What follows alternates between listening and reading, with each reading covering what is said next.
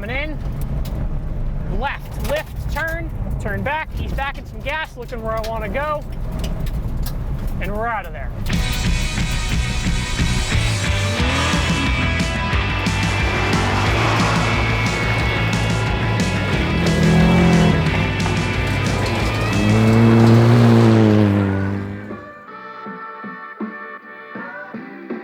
How's it going, everybody? Welcome back to Team O'Neill. My name is Drew. Today we're going to be going over one of our more real-world daily driver techniques, and that is accident avoidance.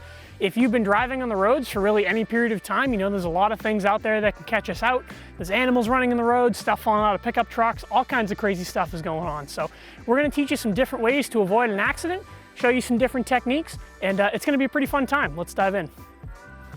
All right, so there's a couple different accident avoidance maneuvers we're gonna go over today. So the first one we're gonna do is just simply an emergency stop. So all we're gonna do is just come into our little avoidance area. We've got 2 lanes on either side with a cone box to represent our obstacle, whatever that might be. So coming into there, I'm just gonna brake as hard as I can. This car does not have anti-lock brakes equipped. So, and in this situation, I might actually be utilizing some wheel lockup. You know, wheel lockup isn't always a bad thing. On a surface like this, where we have kind of loose gravel on top of some harder packed gravel, wheel lockup helps us kind of wear down to that grip and actually build up a wedge underneath our tire, which helps us stop. So it's a really, really good thing in certain situations. If it was snow on top of ice, you know, you might want to be using that threshold braking. So that one's going to be really simple. For this one, we're going to be left foot braking. For all of these maneuvers, we're going to be left foot braking. The reason for that is simply reaction time. You know, you can cover a lot of distance in that half a second it takes to switch your feet over and get where you need to be. So it's really important to make sure that you're left foot braking. Now, obviously, we're not always left foot braking on the road, but maybe if you're winter driving or if you're driving in really heavy, busy traffic in the city or something like that, you know, try having that left foot over the brake, especially in an automatic. There's really no excuse not to. All right, so coming down the hill, we'll plunge into our first activity, emergency stop. So come down the hill, I got good momentum. I'm just gonna have my left foot hovering over that brake. I'm gonna come in around 35 miles an hour.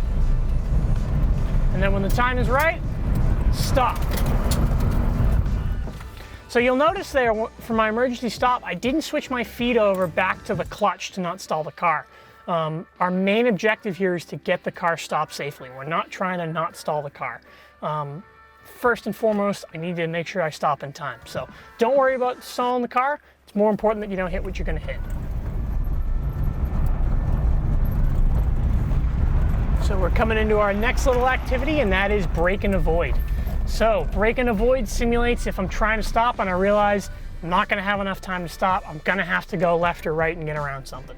So the key with this is to make sure I'm releasing the brake to turn. A locked wheel has no directional ability, right? So if my wheels are locked, this car is not going to turn, but if I release the brake and allow those wheels to turn, the car is going to go where I ask it to go.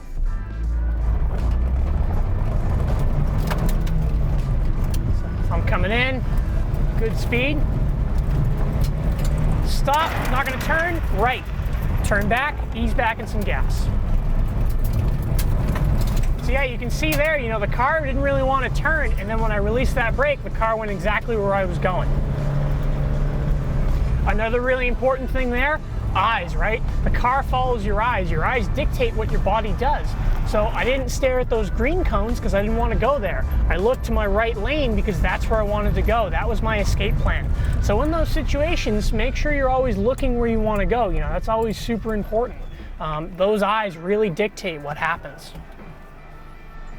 All right, so our third and final technique of the day is going to be the lane change. So this is simulate if you're driving along, maybe the pickup truck in front of you, something falls out of the bed into your lane, you can get away with just changing lanes to get around your obstacle. Maybe it has to be kind of quick. So for this one, just to get the weight transfer we need, all I'm going to do is just lift off the throttle. That's going to be enough. And then when I turn back and get the car straight, I want to ease back in some gas. So I'm coming in, left, lift, turn back, ease back in some gas, looking where I want to go. And we're out of there. All right, so coming down for a bit of a lane change here. Coming in quick. I'm gonna lift, turn back, ease back with some gas.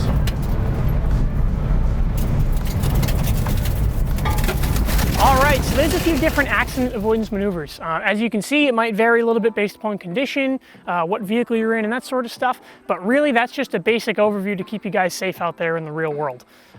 You know, keep an eye out for those different surface changes, keep an eye out for your escape route, you know, always be looking where you want to go.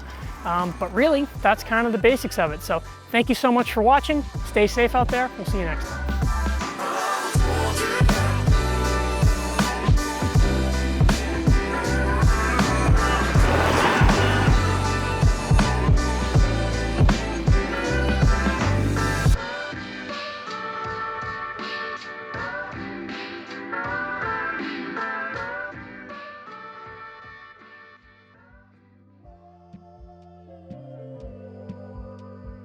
Hey, this is Chris Sear, CEO and partner at Team O'Neill.